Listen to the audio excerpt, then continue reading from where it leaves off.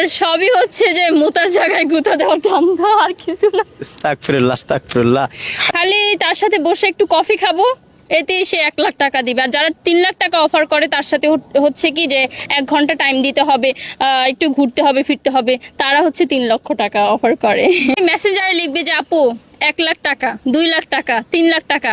মানুষ খালি এইভাবে অফার করতেই থাকে করতেই থাকে। তো আমি না পেরে আমার জামাইরে বললাম মানিক একটা কাজ করি, যেহেতু 3 লাখ টাকা অফার করে, এরকম যদি হইতেই থাকে তাহলে আমাদের মনে হয় না বেশি দিন লাগবে বড়লোক হইতে। আসো আমরা বড়লোক হয়ে যাই। মিডিয়াতে যে খারাপ ইঙ্গিত দেয় সেই ক্ষেত্রে কিভাবে মানুষ প্রস্তাব করে সেটা যদি বলতেন। মানে এটা তো সরাসরি কাউকে বলে না তুমি আমার সাথে খারাপ কাজ করবে, এই নাটক করবে, আমাদের কিভাবে মিডিয়া ইঙ্গিত আবার দেয়? একটা জিনিস ভালো আছে যে সরাসরি কাউকে কখনো কিছু বলবে না। এই যে যারা এইসব ধরনের মানুষ যারা এরকম করতেছে, আপনার এগুলা খারাপ লাগে না? এগুলা ফেস করতেছে আসলে আপনাকে নোংরা ভাবে প্রস্তাব করতেছে? না, এটা হচ্ছে কি যে যদি বেশি সুন্দরী মেয়েদের দেখবেন কি খালি মানুষ